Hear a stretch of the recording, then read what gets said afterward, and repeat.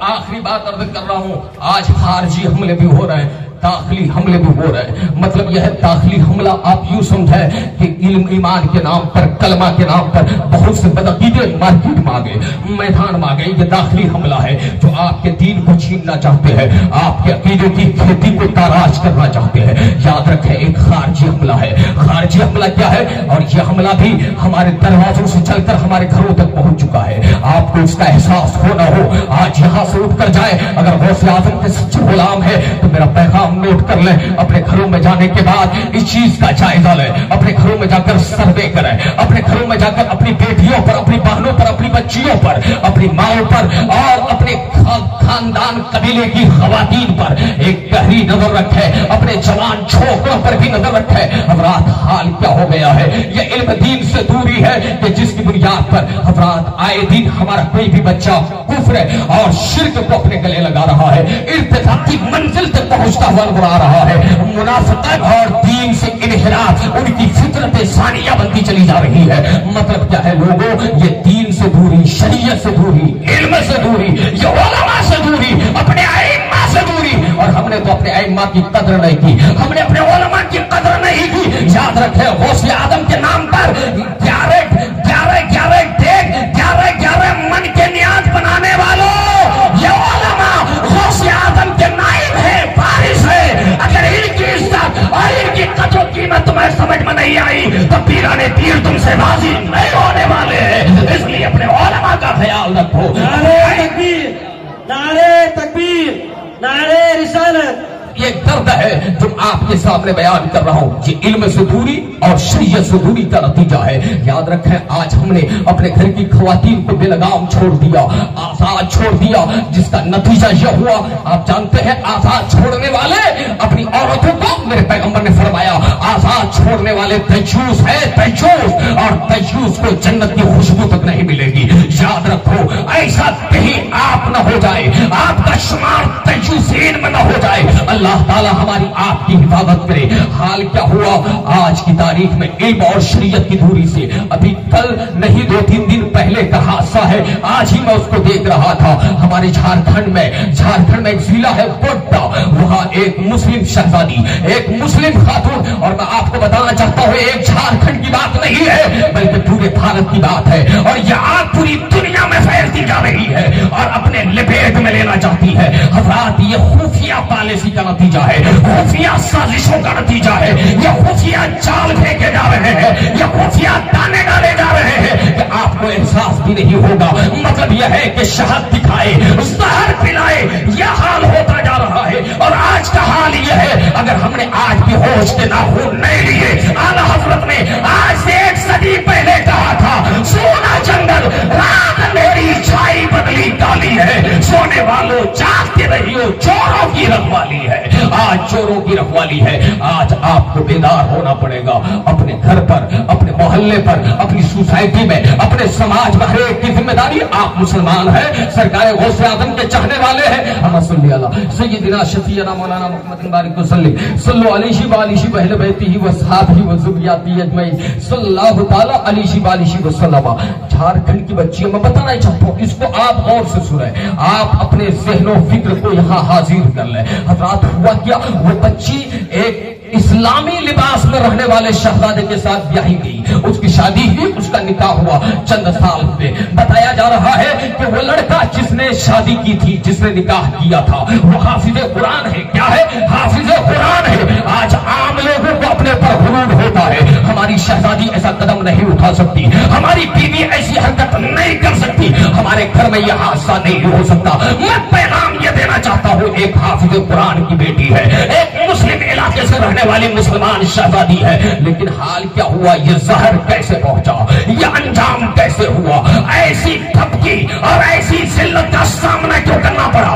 حضرات مطلب یہ ہے وہ حافظ صاحب بیچارے کی دوستی تھی ایک غیر مسلم لڑکے سے، کن سے تھی؟ ابھی میرا ایک مضمون میں نے انہی حالات کے تناظر میں لکھا تھا، ترک موالات یہ کیا ہے اور ترک معاملات کیا ہے۔ حضرات موالات کسی بھی حال میں کفار و مشرکین اور مرتدین کے ساتھ جائز نہیں ہے، موالات کی کوئی صورت نہیں ہے۔ ظاہری معاملات مجرد معاملات رہے، لیکن قلبی تعلق کسی بھی اپنے سے غیر کے ساتھ قائم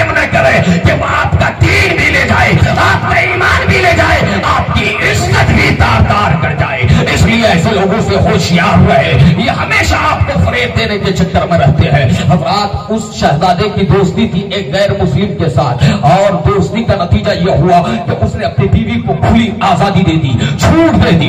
एग्जाम के बहाने वो गैर मुस्लिम दोस्तों के साथ भेज दिया, और एग्जाम के बहाने वो लड़की जाती रही, और जाते जाते ऐसा खेल खेला गया। हजरात, हाल यह हुआ कि वो लड़की इस्लाम के दामन को छोड़कर उस गैर मुस्लिम यार के साथ फरार हो गई और भाग गई। माथे पे कश्ता सिंदूर लगाने के बाद इस्लाम को त्याग दे करके कुफ्र और शिर्क के आगोश में बैठ गई।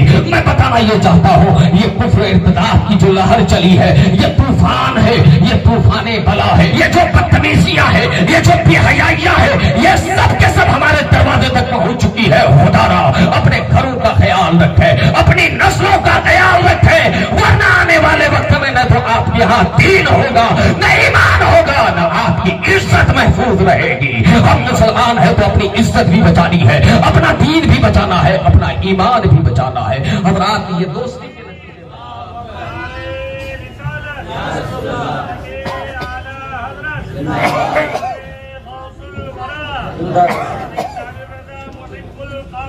जिंदाबाद, अल्लाहु अकबर, या रसूल अल्लाह। और ये इर्तिदाद का कहर हमारे दरवाजों में तहजीब के जरिए, सकाफत के जरिए, मजहबियत के जरिए, उनकी कल्चर के जरिए, हजरात उनके अपने उठने बैठने और अपने ओढ़ने बिछोने के जरिए हमारे दरवाजों पर ये सारी चीजें पहुंच रही है।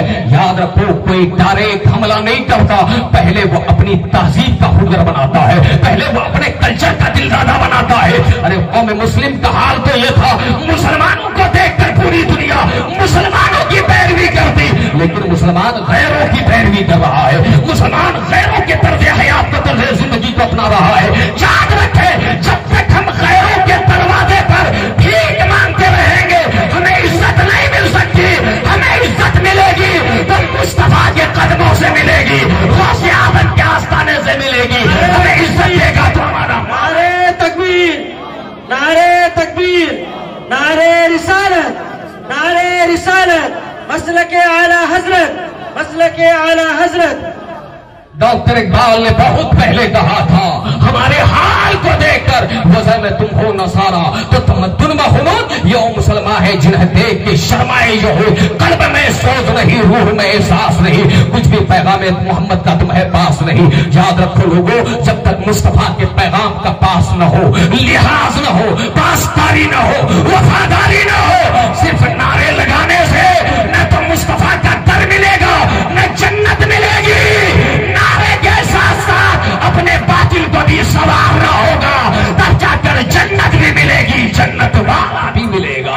नारे तकबीर, नारे तकबीर, नारे रिसालत, नारे रिसालत। और दूसरी चीज, हमारा हाल क्या, मैं जुमला अर्ज किया था ना कि हमारे यहाँ खारजी हमले भी है, दाखिली हमले भी है। दाखिली हमले में यह है, एक कलमे के नाम पर हम समझते हैं। याद रखें लोगों, कलमा पढ़ने वाले बहुत होंगे, लेकिन सच्चा मोमिन वही है, मुसलमान वही है। कौन है कि उन्हें जाना, उन्हें माना, न रखा गैर से काम, लिल्लाहिल हम्द में दुनिया से मुसलमान गया। सच्चा मोमिन वही है जिनके दिल में मुस्तफा की मोहब्बत हो, जो अपने दिल के कैनोस में किसी और को न बसाए तो मकीने गुम्बदे खजरा को बसाए, जो अपने दिल के आईने में किसी और की तस्वीर न रखे। अगर तस्वीर रखनी है तो मुस्तफा और मुस्तफा वालों की तस्वीर रखे, आका और आका वालों की तस्वीर रखे। हजरात, मतलब क्या है? मतलब यह है कि ये जो दाखिली हमले हैं, ये दाखिली हमले में बहुत से फिरके हैं जो इस्लाम का नाम लेते हैं, कलमा पढ़ते हैं हजरात, लेकिन सब के सब हक पर नहीं है। हमारे उलमा ने इसकी वजाहत की है, सराहत की है। यहाँ वक्त के लिए इजाजत नहीं दे रहा है कि मैं इसकी तफसील करूं। अगर आपको तफसील लेनी है तो आपके करीब में हजरत मुफ्ती जाफर साहब, आपके इमाम खतीब, ये उलमा मशाइख रहते हैं, आप इनके यहाँ जाएं। याद रखें, बद मजहबों और बदअकीदों के ताल्लुक से हदीस पाक में सराहत के साथ यह हुक्म आया है कि इश्शाकुम व इश्शाहुम ला युदिल्लूनकुम व ला युफ्तिनूनकुम, यानी तुम उनसे दूर रहो, उनको अपने आप से दूर रखो, कहीं वो तुम्हें गुमराह न कर दे, कहीं वो तुम्हें फितने में न डाल दे। मुस्लिम शरीफ की हदीस है और कुरान करीम में रब ने फरमाया, वइम्मा युनसियन्नका शैतान फला तकुद बादा اگر شیطان تمہیں بھلا کر کہیں کسی بد مذہب کی محفل میں بٹھا دے، کسی فاسق کی محفل میں بیٹھا دے،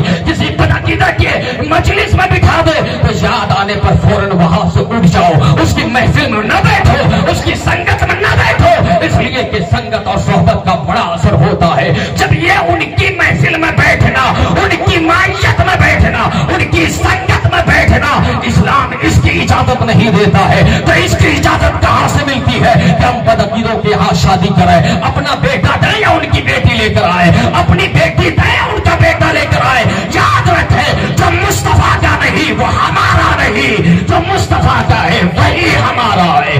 اس لیے کہ ہمارا عقیدہ یہ ہے خدا خدا کا یہی ہے در، نہیں اور کوئی مفر مگر، جو وہاں سے ہو یہی آگے ہو، جو یہاں نہیں تو وہاں نہیں، جو یہاں نہیں تو وہاں نہیں۔ رات یہی معیار ہونا چاہیے، بدعقیدوں کے ہاں رشتہ نہ کریں۔ میرے نبی نے فرمایا ستفترق امتی علی 73 فرقۃ کلھم فی النار الا واحدہ، میری امت 73 فرقوں میں بٹ جائے گی، ان میں سے 72 جہنم میں اور ایک جنت میں۔ کس نے فرمایا؟ مصطفیٰ پیارے نے فرمایا، تاجدار کائنات نے فرمایا، اور سرکار غوث اعظم نے ان فرقوں کی تفصیل بھی بیان فرمائی ہے۔ سرکار غوث اعظم اہل سنت کے امام ہے، ہمارے امام ہے۔ غوث اعظم کی تعلیمات پر آپ عمل کرو تو یقیناً غوث اعظم کے جھنڈے کے سائے تلے آپ کو نجات کی بھیک ملتی